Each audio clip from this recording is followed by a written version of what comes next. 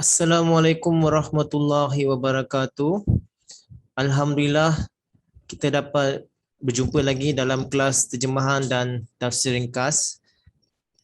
Kita akan sambung pada ayat seterusnya. A'udzubillahi minasyaitonirrajim. Bismillahirrahmanirrahim. Wah. Sebentar Wah dan iz. Ingatlah apabila akhaz kami mengambil ini dah banyak kali dah kita dah belajar. Wa iz akhazna, dan ingatlah apabila kami mengambil misak. Misak itu janji. Ini pun kita dah belajar sebelum ni, janji apa? Iaitu janji syariat ataupun perintah ataupun hidayat daripada Nabi Musa alaihissalam, iaitu kitab syariat mereka kepada kamu, iaitu orang-orang Yahudi, orang Bani Israel. La, tidaklah, tasfikuna, daripada akar kata safaka. Jadi tasfikuna ni jamak mukhatib hadir. Jadi kamu menumpahkan. Safaka daripada tumpah atau mengalirkan. Kamu mengalirkan. La tasfikuna, jangan kamu mengalirkan. Mengalirkan apa? Dima. Dima kita dah belajar sebelum ni pun, iaitu darah. Dima'akum, darah-darah kamu. Wa, dan la, tidak atau jangan, tukhrijuna, daripada akar kata kharaja, keluar. Kharaja tukhrijuna, dikeluarkan, kamu dikeluarkan. Anfusakum, anfus ini jiwa. Jiwa, anfus, ataupun orang pun boleh. Anfusakum, jiwa kamu atau orang-orang kamu. Min, dari diyar. Diyar ni maksudnya rumah. Diyar pun rumah. Diyarikum, rumah-rumah kamu. Summa, kemudian, akrar.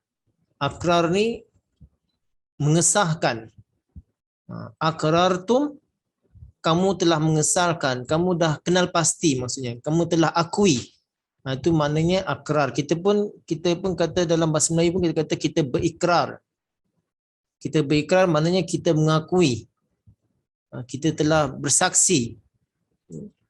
Wa, dan antum, kamu itu, tashhadun, kamu itu daripada syahadah telah menyaksikan, telah melihat, telah tahu sebenarnya, mereka faham benda ni sebenarnya. Jadi terjemahan yang ringkas dan tafsir ringkasnya, wa idz akhazna misaqakum la tasfikuna dima'akum wa la tukhrijuna anfusakum min diyarikum. Dan ingatlah apabila kami telah mengambil janji pada kamu supaya kamu jangan menumpahkan darah antara kamu, dan jangan keluarkan jiwa kamu atau orang-orang di antara kamu dari rumah mereka, dari rumah kamu. Summa akrartum wa antum tashhadun. Kemudian kamu mengakuinya, kamu faham akan hal ini dan kamu telah menyaksikannya. Jadi kita dah belajar sebelum ini bagaimana banyak pelanggaran yang dilakukan oleh orang-orang Yahudi. Dan kita dah belajar sebelum ni banyak. Tapi yang terakhir kita belajar dalam kelas itu hari bahawa kalau mereka tak menerima Rasulullah, kurang dalil apa, tapi bagaimana dengan akhlak mereka terhadap ibu bapa mereka, terhadap kaum kerabat mereka, terhadap orang-orang miskin, terhadap masyarakat sekelilingnya. Jadi itu pun mereka langgar juga. Dan sini pun ada tambahan lagi kesalahan atau dosa yang mereka lakukan, iaitu mereka berbunuhan antara mereka. La tasfikuna dima'akum. Janganlah kamu menumpahkan darah di antara kamu. Maksudnya mereka bergaduh, dan ini juga boleh bermaksud mereka berperang antara mereka. Dan bila berperang, apa yang terjadi? Tukhrijuna anfusakum min diyarikum. Bila berperang, ada yang kena buang negeri, ada yang kena halau. Tapi di sini maksudnya juga bila terjadi peperangan, ada yang ditangkap, jadi mereka dijadikan tahanan, dipenjarakan. Ini yang maksudnya tukhrijuna. Bila dah jadi hamba tahanan, jadi pihak yang menahan mereka, mereka berhak melakukan apa saja. Mereka boleh bawa dia ke mana, mereka boleh lakukan apa saja kepada tahanan perang itu. Jadi ini telah Allah Ta'ala peringatkan kepada orang-orang Yahudi. Okey, tadi sebelum ni kamu kata bagi alasan gini-gini, tapi bagaimana dengan ini? Yang ada pelajaran itu ada di pada kamu. Misakakum. Dalam kitab syariat mereka memang ada. Kalau kita buka Taurat ataupun Bible, memang ada, dia kata jangan berbunuhan antara kamu. Itu ada pelajaran itu. Jadi pelajaran ini seperti Islam juga, kita katakan kalau kita bunuh satu orang, bermaksud kita boleh bunuh satu kaum. Kalau kita hidupkan satu orang, mungkin kita boleh hidupkan satu kaum. Jadi anfusakum ini maksudnya ramai, maksudnya ramai. Padahal kalau kita bunuh satu orang, bermaksud kita boleh bunuh satu kaum. Kalau kita hidupkan satu orang, kita boleh hidupkan satu kaum.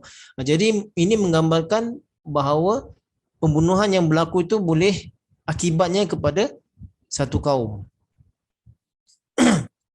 Jadi ini yang dilarang oleh Allah SWT kepada orang-orang Yahudi, dan itu termaktub dalam kitab syariat mereka. Tetapi apa yang terjadi? Ayat seterusnya akan membuktikan bahawa ini pun mereka langgar. Mereka bergaduh, mereka berbunuhan antara mereka. Mereka mengadakan tahanan-tahanan di antara mereka. Jadi kita pun tertanya, bagaimana ini boleh terjadi? Betul ke ini terjadi? Jadi ayat yang seterusnya akan menggambarkan, ya. Summa akrartum wa antum tashhadun. Padahal kamu mengakui. Jadi mereka tahu benda ni, pelajaran ini ada. Mereka tak boleh berperang antara mereka, mereka tak boleh berbunuhan antara mereka, mereka tak boleh menghalau atau buang negeri di antara mereka. Mereka mengakuinya dan mereka menyaksikannya, dan benda tu dah termaktub dalam kitab Taurat ataupun Bible. Tetapi ayat seterusnya menggambarkan betapa mereka tetap melanggarnya. Nanti kita akan belajar. Ayat seterusnya, thumma, kemudian antum, kamu itu, haulai, orang-orang yang taqtuluna, daripada akar kata qatala, taqtuluna, kamu yang membunuh, anfusakum, jiwa kamu. Anfusakum, anfus jiwa, atau orang, kum kamu, antara kamu. Wa, dan tukhrijuna, sama juga seperti di atas tadi, daripada kharaja, kamu keluarkan, farikan, kelompok atau sebahagian, min dari kum, minkum dari kamu, min dari diar. Tadi kita dah belajar di atas, diar maknanya rumah. Diarihim, rumah mereka. Tazaharuna, maka telah jelas kepada kamu. Kamu telah jelas kepada kamu. Alaihim, ke atas mereka, bil ismi. Bi maknanya dengan, ismi maknanya dosa. Bil ismi, dengan dosa-dosa. Wah, dan udwan. Udwan ini maksudnya daripada adu. Udwan maksud adu maknanya permusuhan atau persengketaan. Wah, dan in, jika. Saya terlalu laju ke atau saya perlahan lagi? Atau boleh? Pasal banyak ayat yang berulang-ulang kita dah belajar sebelum ni. Saya harap boleh ikut. Wa in, ya? Boleh tak? Boleh, alhamdulillah. Okey. Wa in ya'tukum, ata, daripada ata, datang, telah datang atau sedang datang kepada kamu, kum, datang kepada kamu, usara, Usara ni maksudnya tahanan perang. Orang-orang yang ditahan. Tufadu daripada fidyah. Tufadu kamu berikan fidyah. Dan kalau orang yang ditahan tu diberikan fidyah untuk membebaskan mereka. Tufaduhum kamu memberikan fidyah kepada mereka. Wa dan huwa hal ini atau perkara ini muharramun haram jadi bisa disambung dengan kum, jadi ada yasnya alaikum ke atas kamu ikhraj maknanya dikeluarkan. Kita pun biasa dengar dalam jemaah pun ada perkataan ada anggota tu dikenakan ikhraj, maknanya dikeluarkan. Ikhrajuhum mereka dikeluarkan. Maksudnya awal tadi tu untuk mengeluarkan mereka daripada rumah atau menghalau mereka, memenjarakan mereka itu sebenarnya haram bagi kamu. Huruf istifham, apakah? Fatu'minuna, maka tu'minuna kamu beriman. Kamu yakin. Kita dah belajar banyak itu hari. Sebelum ni mu'minuna ataupun kamu akui juga, kamu yakin, kamu beriman atau kamu faham. Bi dengan ba'di sebahagian. Ba'din maknanya sebahagian atau separuh. Alkitab dari kitab. Wah dan takfuruna kamu mengingkari daripada kafara atau kafar juga maknanya kamu membelakangi atau kamu menolak. Bi sama tadi di atas dengan bi ba'din sebahagian lain juga. Fa maka fama maka apalah adalah jaza balasan. Jaza maksudnya balasan. Man barang siapa yaf'alu daripada akar kata fa'ala, yaf'alu maknanya yang melakukan, yang sedang melakukan perkara-perkara tadi. Zalika itu minkum di antara kamu, siapa yang melakukan perkara itu di antara kamu, illa melainkan hizyun. Hizyun ni maksudnya kerugian atau yang tidak berfaedah atau azab pun boleh dikatakan hizyun juga. Hizyun fi dalam al-hayati dalam kehidupan. Al-hayat kehidupan ad-dunya. Al-hayati dunya maknanya kehidupan duniawi. Wa dan yaum hari kita dah belajar. Kiamah akhirat hari yang didirikan. Dan di hari kiamah wa yaumul akhirah yaumul kiamah pada hari kiamat nanti yuradduna radda dan ni yuradduna dia kata radda maksudnya kembali atau berulang. Yuradduna akan dikembalikan kepada kamu ila kepada asyadda. Asyadda maksudnya yang teruk atau yang keras atau yang teramat. Azab pun azab. Asyaddil azab maknanya azab yang sangat keras. Azab yang sangat luas. Azab yang sangat berat. Itu asyaddil azab. Wa dan ma tidak Allah, wa mallah dan tidaklah Allah bi dengan itu ghafil daripada ghafala, ghafil yang leka. Ni isim fa'il, ghafil. Jadi Allah Ta'ala tidak leka amma apa-apa ta'malun daripada akar kata amala, ta'malun kamu lakukan. Wa mallahu bighafilin amma ta'malun dan Allah Ta'ala tidaklah leka terhadap apa-apa yang telah kamu lakukan. Jadi kita akan belajar terjemahan mudahnya dengan tafsirnya. Saya dah katakan tadi yang ayat tadi di atas ini ada perintah supaya mereka tidak melakukan peperangan atau perbunuhan antara mereka, dan jangan keluarkan mereka daripada rumah atau menghalau mereka atau buang negeri atau mengadakan tahanan-tahanan. Jadikan mereka hamba-hamba. Tapi apa yang terjadi? Thumma antum haula'i taqtuluna anfusakum wa tukhrijuna fariqam minkum min diyarihim. Kemudian kamulah orang-orang yang telah berbunuhan di antara kamu dan telah mengeluarkan sebahagian daripada kamu daripada rumah mereka. Tazaharuna alaihim bil ismi wal udwan. Maka jelas pada kamu ke atas hal ini adalah dosa-dosa yang jelas dan merupakan permusuhan.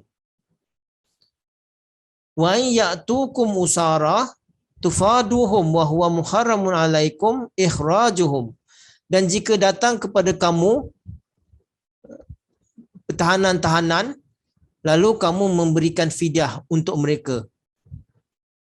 Dan padahal benda ni haram kepada kamu mengeluarkan mereka daripada rumah. Jadi saya akan belum pergi ayat seterusnya, saya tafsirkan sini dulu pasal ayat ni panjang. Jadi saya dah katakan tadi, mereka lah yang melakukan hal ini, berbunuhan antara mereka.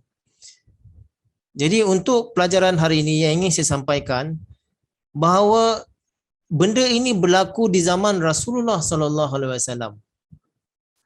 Beberapa tahun sebelum dakwaan Rasulullah sallallahu alaihi wasallam sebagai nabi, ada 3 kaum besar daripada Yahudi telah datang ke Yathrib. Mereka tetap tinggal di sana dan menantikan seorang yang dijanjikan.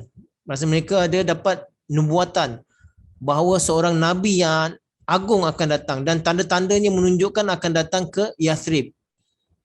Jadi mereka menetap di sana dan berharap supaya nanti dari kalangan anak-anak keturunan mereka akan lahir seorang nabi sebagaimana yang ada dalam tanda itu, bahawa di tempat ini akan lahir, akan zahir nabi itu.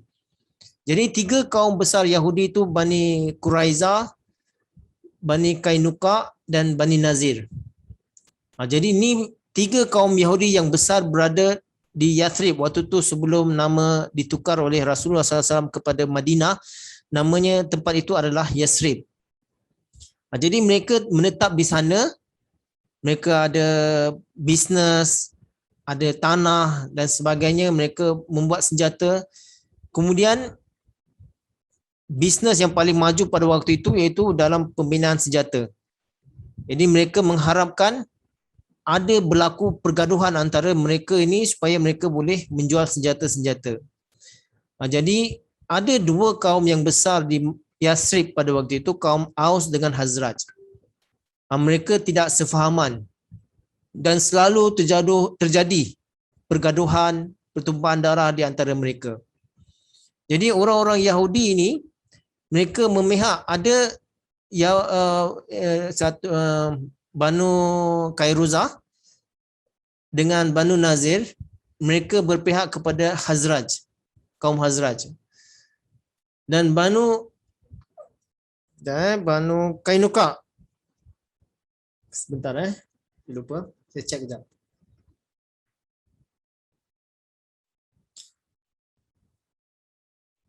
Banu Quraizah pula mereka berpihak kepada Aus. Quraizah berpihak kepada Aus, Banu Kainuka dengan Banu Nazir mereka berpihak kepada Hazraj. Jadi bila mereka berpihak, mereka mensupply senjata, dan Aus dengan Hazraj juga selalu mengadakan perjanjian dengan mereka, minta nasihat daripada mereka. Jadi bila terjadi pergaduhan atau peperangan antara Aus dengan Hazraj, secara tak langsung orang-orang Yahudi ni pun mereka berperang di antara mereka. Secara tak langsung mereka pun terlibat. Jadi bila terjadi peperangan antara mereka, mereka berbunuhan dan ada yang ditahan dalam perang. Ini yang dikatakan wa yatukum usara tufaduhum. Mereka tahu bila dah terjadi peperangan dan ada yang ditahan. Bila di kalangan orang Yahudi ditahan, orang-orang Yahudi akan pergi kepada sama ada kepada Aus ke atau kepada Khazraj ke, mereka akan datang membayar fidyah. Dan mereka mengatakan bahawa dalam pelajaran syariat orang-orang Yahudi bahawa haram orang-orang Yahudi dijadikan hamba abdi. Mereka tidak boleh dijadikan hamba abdi. Jadi maka itu kami bawa fidyah ni, terimalah fidyah ini, ambillah ni fidyah ni, duit ini dan kembalikan tahanan-tahanan itu kepada kami. Jadi ini kita boleh lihat memang ada pelajaran ni dalam kalau kita lihat ensiklopedia Jews kan, ensiklopedia pelajaran ni ada. Jadi mereka kata mereka orang Yahudi tak boleh jadi hamba, tak boleh jadi tahanan perang. Jadi mereka selalu datang membayar fidyah untuk melepaskan orang-orang Yahudi. Tak kiralah di pihak mana, sama ada pihak Banu Quraiza ke, Kainuka ke atau Banu Nazir ke, bila ada antara mereka terjadi peperangan dan ada yang ditahan, mereka akan datang membawa fidyah, membawa duit, membebaskan tahanan-tahanan mereka. Dan mereka katakan ini adalah pelajaran daripada syariat bahawa orang-orang Yahudi tidak boleh dijadikan tahanan, tidak boleh dijadikan hamba. Sebab itu dikatakan di sini wahwa muharramun alaikum ihrajuhum. Tapi padahal mereka katakan itu pelajarannya, tapi pelajaran yang mengeluarkan atau menumpahkan darah atau mencetuskan peperangan. Itu pun pelajaran daripada Taurat juga. Tapi mereka tak fikirkan yang perkara yang besar ini, tapi mereka ambil berat perkara yang kecil. Yang terjadi peperangan, pertumpahan darah, ramai yang mati itu mereka tak heran. Tapi bila terjadi satu orang atau dua orang yang jadi penghamba, mereka cepat-cepat mereka segera untuk melepaskan mereka, tahanan-tahanan itu. Jadi sebab itu dikatakan wahwa muharramun alaikum ikhrajuhum. Padahal benda itu adalah haram bagi kamu untuk keluarkan mereka. Keluarkan mereka untuk berperang. Kemudian ayat seterusnya Allah Ta'ala berfirman, afatu'minuna bi ba'dil kitab wa takfuruna bi ba'din. Apakah kamu beriman kepada sebahagian daripada kitab, lalu kemudian juga kamu ingkar kepada sebahagiannya? Ini Allah Ta'ala tanya mereka.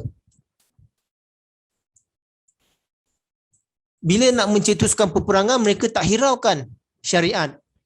Mereka tak hiraukan pelajaran agama, membunuh antara mereka. Tetapi bila sampai bab penahanan nak jadikan hamba, menjadikan mereka terhina, itu mereka pertahankan. Mereka kata ini ada pelajaran dari kitab. Maka itu Allah Ta'ala memberikan satu teguran kepada mereka. Afatu'minuna bi ba'dil kitab wa takfuruna bi ba'din. Apakah kamu beriman kepada sebahagian kitab dan kamu juga mengingkari sebahagiannya? Kalau kita kata kita betul-betul beriman, kita amalkan yang sepenuhnya. Bukan kita ambil sebahagian, kita nak, yang suka kita ambil. Yang kita tak suka, kita tak nak ambil. Itu tidak dibenarkan di dalam Islam, dalam pelajaran Quran yang di hadapan mata kita sekarang ini. Ada satu cerita sebagai pengalaman di zaman Hazrat Khalifatul Masih awal. Di tengah-tengah jemaatnya pada waktu itu ada seorang anak muda yang selalu berjumpa dengan teman wanitanya dan dapat tahu dia selalu berzina dengan teman wanitanya. Jadi bila perkara ini sampai ke pengetahuan Hazrat Khalifatul Masih awal rahimahullah ta'ala, dan beliau nasihatkan anak muda ini bahawa tinggalkan pekerjaan zina itu, jangan kamu lakukan. Tapi apa yang dia jawab? Saya dah janji dengan teman wanita saya bahawa saya akan setia dengannya. Saya akan tetap mencintainya dan saya akan tak akan tinggalkan dia. Jadi di sini kita lihat bagaimana yang zina itu dia tak nampak bahawa ini syariat melarang supaya dia berzina, tapi yang dia lihat bahawa kalau dia tidak taat, tidak setia atau tinggalkan teman wanitanya, itu adalah satu dosa yang tidak boleh diterima, yang besar bagi dirinya. Jadi dia perkara yang besar dia tinggalkan, perkara yang remeh, yang kecil dia sanggup pertahankan. Jadi jangan terjadi benda ini terhadap diri kita. Fama jaza'u, maka ini adalah ganjaran may yaf'alu dzalika minkum illa hizyun fil hayatid dunya. Jadi orang-orang yang tamakkan dunia atau hawa nafsunya hanya untuk dunia, ini mereka akan menemui kecelakaan atau kerugian atau azab. Melainkan dia kata, siapa yang melakukan seperti ini di antara kamu, maka ini adalah ganjaran hizyun, yang sia-sia, rugi, yang menginginkan kehidupan di dunia ini. Jadi orang yang beriman kepada sebahagian kitab dan sebahagian yang mereka ingkar, dan kalau pelajaran itu sesuai dengan jiwa mereka, nafsu mereka, mereka kata mereka beriman. Tapi kalau tidak sesuai, mereka langgar. Kalau mereka membelakangi syariat, membelakangi kitab, inilah ganjaran mereka hizyun, melainkan hanyalah kerugian saja di kehidupan dunia ini. Ini kerugian nanti kita boleh kembangkanlah macam-macam lah kerugian. Sama ada penyakit ke, macam-macam lah nanti kita boleh kembangkan lagi. Jadi ini peringatan sebenarnya bila disebutkan sini Alkitab, bahawa Alkitab bila peringatan di sini bukan saja terhadap orang-orang Yahudi atau orang-orang yang mempunyai kitab sebelumnya. Hazrat Muslim radhiyallahu anhu jelaskan bahawa bila disebutkan Alkitab, ini terhadap orang Islam juga. Kita harus perhatikan, malah kita lagi wajib faham perkara ini, pelajaran ini. Sebab kita yakin bahawa Al-Quran adalah kitab yang sempurna daripada Allah Subhanahu Wa Taala. Daripada huruf ba sampai huruf nas, tidak ada perubahan, semuanya daripada perkataan Allah Subhanahu Wa Taala, berbandingkan dengan kitab-kitab yang sebelumnya yang sudah dicampur aduk. Bila disebut Alkitab bukan saja terhadap diri, malah lebih lagi kepada orang Islam. Dan jangan kita melakukan perkara yang sama seperti yang terjadi kepada orang-orang Yahudi dahulu. Tetapi itu yang terjadi. Apa yang Yahudi lakukan dahulu sama juga terjadi kepada umat Islam. Umat Islam pun melakukan perkara yang sama. Sabda Rasulullah sallallahu alaihi wasallam, selangkah demi langkah atau sejengkal demi sejengkal yang Yahudi lakukan, sejengkal-sejengkal juga Islam lakukan.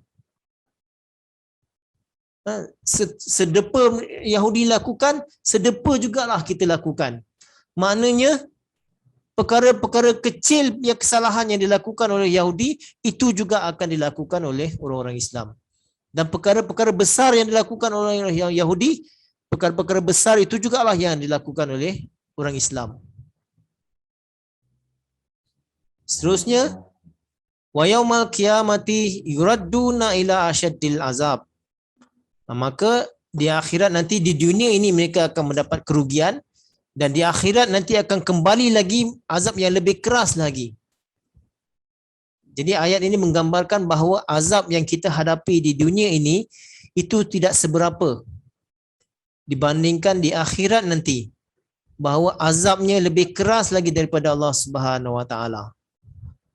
Nanti kita boleh kembangkan dalam sesi soal jawab bagaimana. Contohnya kalau orang yang selalu berzina, akhirnya dia akan terkena penyakit hepatitis, kemudian AIDS dan sebagainya, dipuncakan daripada pelakuan itu. Jadi itu adalah azab di dunia. Di akhirat lagi kita tak tahu, lebih teruk lagi. Kenapa yang di dunia ni dia buat kepada seberapa ramai, apa yang dia lakukan kita tak tahu, tapi di akhirat nanti dia akan mendapatkan lebih lagi azab di sisi Allah Subhanahu Wa Taala. Itu sebagai contoh saja.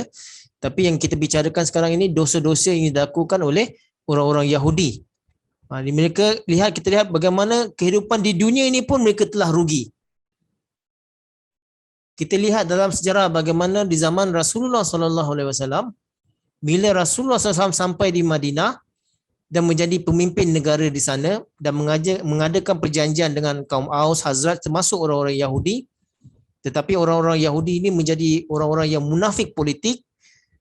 Mereka tidak mahu menerima Rasulullah SAW tidak mahu mengikut nasihat atau undang-undang yang telah ditetapkan, lalu mereka melanggar, membuat macam-macam segala dosa, dan akhirnya lihat bagaimana mereka dibuang negeri dan ramai pemimpin-pemimpin mereka yang terkorban.